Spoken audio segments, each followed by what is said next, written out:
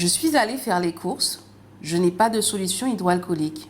Comment gérer cette situation? Ce qui est important, c'est de ne pas se toucher les yeux, le nez, la bouche avec des mains qui ne sont pas lavées, qui ne sont pas désinfectées. Car c'est par là que le virus peut rentrer pour nous infecter. Si je n'ai pas de solution hydroalcoolique, je ne me touche pas le visage pendant mes achats et jusqu'au retour de la maison. Et à ce moment-là, je pourrais me laver les mains.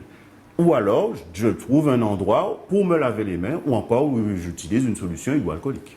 Peut-on utiliser la solution hydroalcoolique chez les jeunes enfants? Et à partir de quel âge? La solution hydroalcoolique peut être utilisée chez les enfants quand on n'a pas de l'eau avec du savon à disposition. Au quotidien, quand même, on apprend à son enfant à se laver les mains avec de l'eau et du savon. Ça fait partie de l'éducation. Il faut aussi apprendre quand même à gérer la solution hydroalcoolique, parce que le risque, c'est quand même que l'enfant boive cette solution alcoolique. Donc, il faut être vigilant, même à la maison, vigilant où est-ce qu'on stocke cette solution hydroalcoolique, comme tous les produits ménagers d'ailleurs. Et puis, on ne donne pas un flacon aux enfants s'ils ne sont pas en capacité de le gérer. Alors, dans ces cas-là, on peut lui mettre dans la main et faire la friction, et peut lui dire de se faire la friction sous surveillance d'un adulte.